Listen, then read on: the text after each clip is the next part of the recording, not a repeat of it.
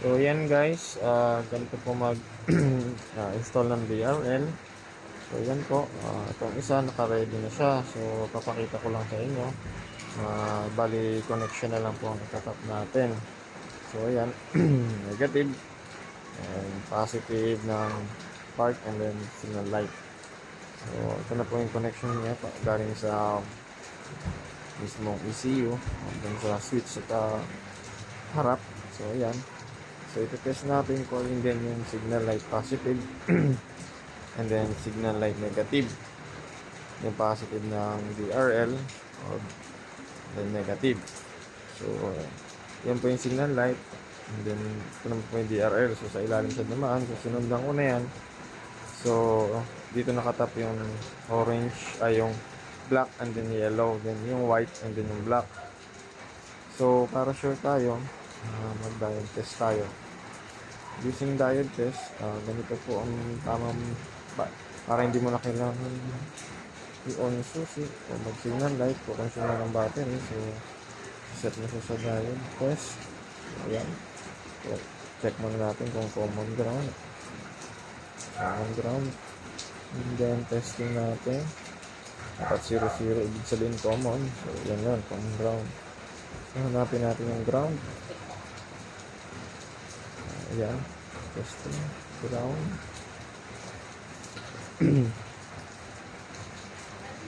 So ayan, 0, 0. So yan po yung ground.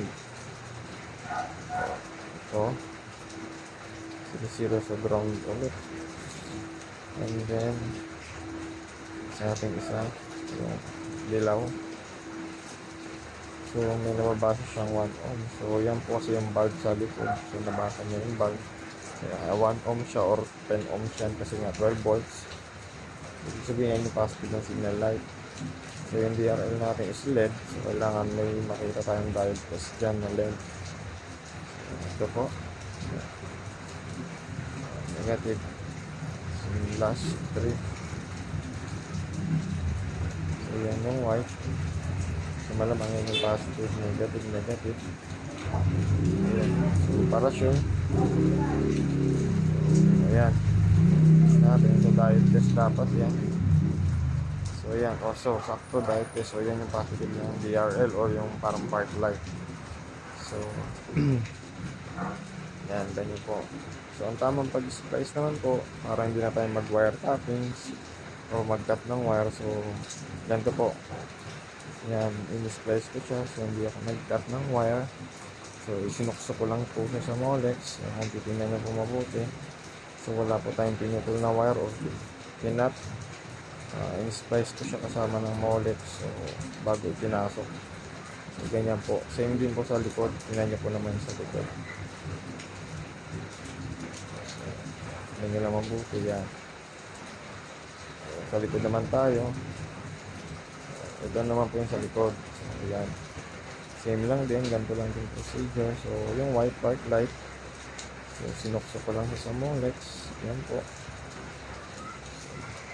Yan. And then ito naman po yung sa signal light. Same procedure. So sinukso ko lang din sa Molex. So, positive yung green, negative yung black. So hindi tayo nag-wire tapping or nag-cut ng wire. So sinuksok lang po natin. So ayan, testing na po natin. So ayan na po. Signal light. Ayan. Sumasabay na po siya. So sa kabila, so okay naman. And then tingnan naman natin sa likod. Tingnan naman tayo sa likod.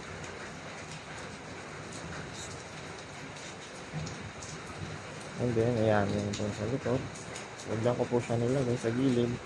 Kasi yan lang po yung may space at saka hindi po hassle. So yan, kabila, sa left. Ang light, sasabay po yan. Naka-hazard light po yan.